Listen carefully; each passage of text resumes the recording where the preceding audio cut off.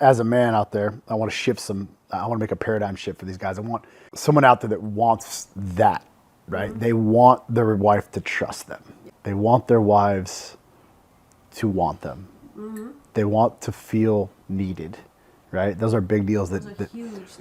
The guys that I deal with, they won't walk around and tell the world that, but I know that like emotionally, that's what they all want, right? They they don't want to beg for sex. They don't want to beg for a hand job. Like it's fucking.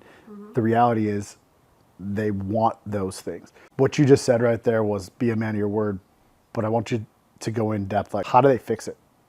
Like, what do you think a man needs to do to fix it? These are my 4 notes. I'll share them with you so you can kind of get in mind. These are the paradigm shifts, I think. Only you can fix it because a woman wants to be led. Yep. So I want you to go off of that. Yep.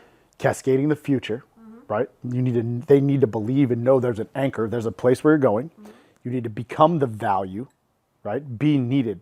You don't just get to accept to be needed. You don't just decide to be needed. You have to be fucking needed by creating the need.